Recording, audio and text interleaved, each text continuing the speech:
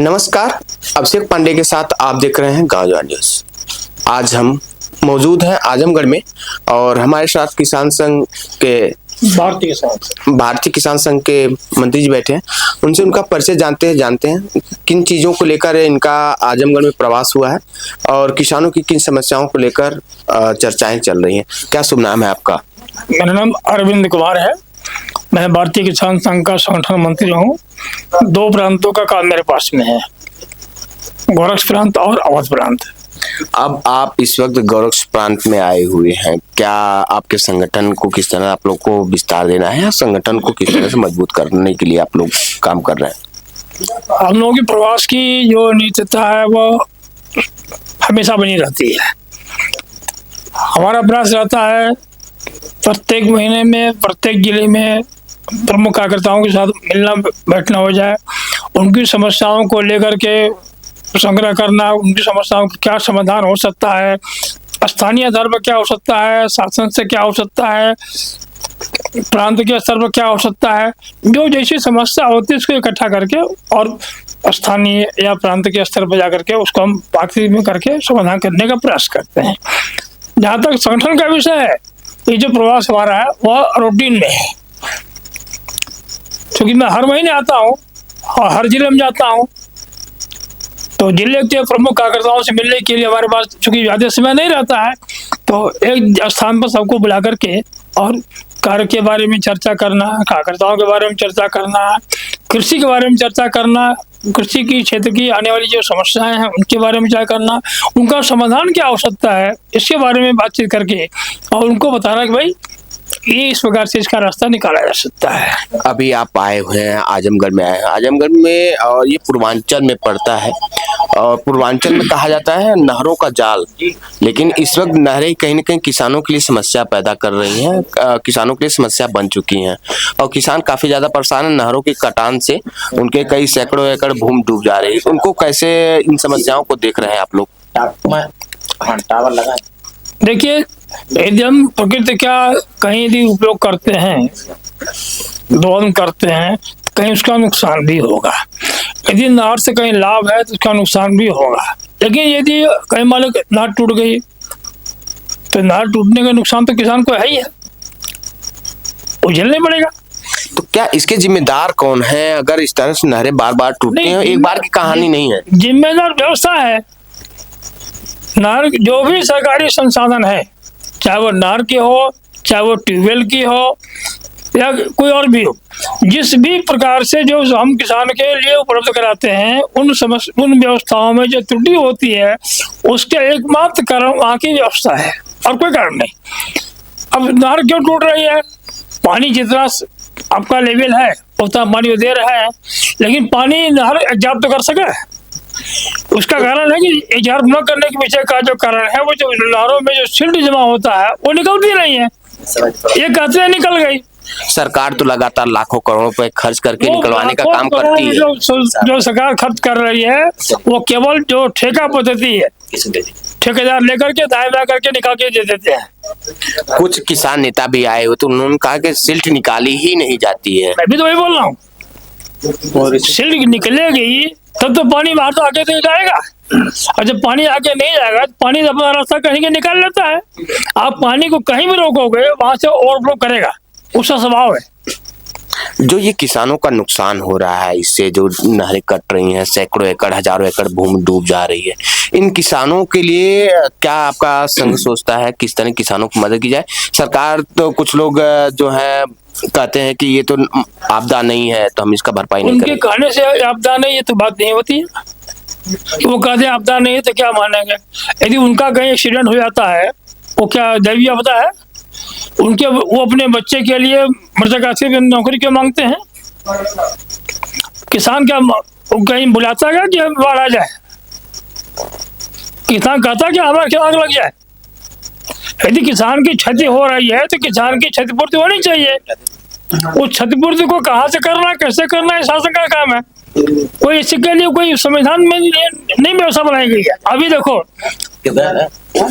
अभी देखिए मध्य प्रदेश में उज्जैन में 4 महीने पहले सरकार ने घोषित किया। संघर्ष के लिए जो उन्होंने जो लैंड एक्वायर कर रहे थे वो पक्का कर रहे थे। अब पक्का करना है कि प्रकृति ने कहा क्या? और उज्जैन में संघर्ष कुंभ जो हो रहा है या होने वाला है वो कोई आज पहली बार नहीं शुरू हुआ जी। वो सनातन परंपरा चली आ रही, पता नहीं कब से है जी। तो अब से तब से लेकर के अब तक जो कुंभ हो रहा था, जनता आ रही थी, वहां रह रही थी, उसमें कोई अस्थायी निर्माण नहीं हुआ। आज तक कैसे चलता रहा? आज उसको आप किसानों की जमीन लेकर के अस्थायी निर्माण की बात क्यों कर रहे हो? तो किसानों ने वहां आंदोलन किया, लाखों की संख्या में किसान वहां आए, रास्ता जाम किया। हमारे अखिल भारतीय संगठन के महामंत्री वहां गए, उसमें उन्होंने इतना तेज आक्रोश व्यक्त किया कि उनको उसी दिन ब्लड प्रेशर हाई हुआ और उनकी पक्षाघात हो गया। आज भी वो अस्वस्थ हैं, लेकिन किसानों का दबाव इतना अधिक था, वहाँ की स्थानीय टीम इतनी सक्रिय हो गई कि किसानों ने किसी भी प्रकार से वह लैंड पूलिंग का काम नहीं होने देंगे, चाहे कुछ भी हो जाए। इस संकल्प के साथ में किसानों ने वहां पर धरना, आंदोलन, प्रदर्शन जो भी करना था किया और अंततः मोहन यादव ने मुख्यमंत्री जी को और अपना जो प्रस्ताव था उसको निरस्त करना पड़ा। ये किसानों की ताकत के बल पर हुआ है। प्राकृतिक आपदा है या नहीं है, किसानों की क्षति हुई है तो उसका भरपाई होनी चाहिए। ये बिना जन आंदोलन के यह संभव नहीं है। मांगने से हमें कुछ भिख नहीं मिलने वाली है, अधिकार छोड़ दीजिए।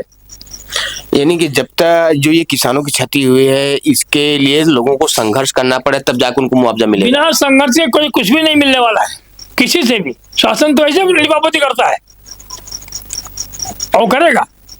शासन से संघर्ष करने की अपनी क्षमता, अपनी सामर्थ्य खड़ा करना पड़ेगा, तब जाकर के किसान लाभान्वित हो पाएगा किसी भी आपदा में। केवल नहर की बात नहीं कर रहा हूँ, हाँ ये सत्य है। बिना संघर्ष के किसी भी शासन से कभी भी किसान को लाभ नहीं मिलने वाला है। ये जो शासन है गवर्नमेंट का, ये लगातार पैसे नहर विभाग को देती है साफ सफाई को लेकर, लेकिन साफ सफाई कुछ दूर होके जगह जगह हमने देखा है कि जो पुलिया है उसके कुछ दूर तक साफ कर दिया, उसके बाद वैसे छोड़ दिया है। क्या कहना चाहेंगे आप?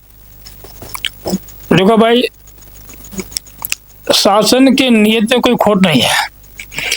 कठिनाई क्या है, जो शासन नियम बनाता है उसके जो पालन करता है, उस नियमावली को लागू करने का काम जिसके जी में है, प्रबंधन, प्रशासन, वो इसमें से कहीं ना कहीं अपने हाथ गीला करता है, सूखा करता है, जो कुछ भी है, यानी वो अपने लिए रास्ता निकाल लेता है।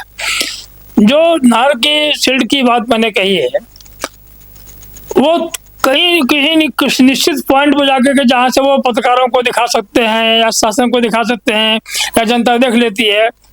नहर कोई एकदम रोड के बराबर चलती नहीं, नहर तो घास होकर जाती है। लेकिन हमारा उद्देश्य है कि हमें पानी मिलना चाहिए, किसान नहीं चाहता ना, लेकिन पानी कैसे मिलेगा व्यवस्था आपकी है। नहर में सिल्ट जमी हुई है, सिल्ट निकालने का हमारा तो नहीं है, आपके पास उसका फंड आपको मिलता है।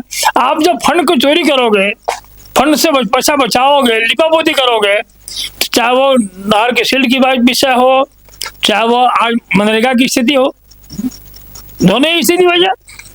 आप काम नहीं दिखा रहे हो, काम नहीं ले रहे हो और भुगतान किए जा रहे हो।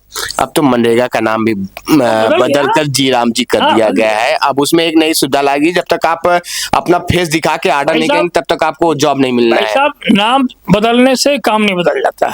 आपका नीचे बदल गया क्या? यदि व्यक्ति वही है तो व्यवस्था वही रहेगी। यानी कि आपका कहने का मतलब व्यक्ति और व्यवस्था दोनों बदलनी चाहिए। व्यवस्था बदलनी है, व्यक्ति चाहे जो भी रहे, व्यवस्था बदलनी चाहिए।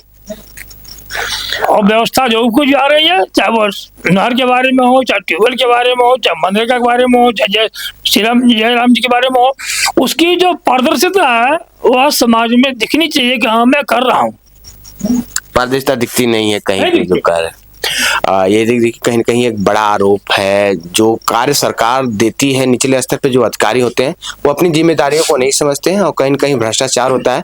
उसी भ्रष्टाचार की भेंट ये नहरें भी चढ़ रही हैं जिससे किसानों का काफी ज्यादा नुकसान हो रहा है और इसके लिए कहीं न कहीं जो नीचे के अधिकारी हैं वो जिम्मेदार है। सरकार की मंशा में कोई खोट नहीं है, सरकार लगातार किसानों के हित में कार्य करती है, लेकिन जो छोटे अधिकारी हैं वो कहीं न कहीं भ्रष्टाचार है जिससे ये सारे नुकसान हो रहे हैं। सहयोगी विवेक पांडे के साथ अभिषेक पांडे, गांव जवान न्यूज।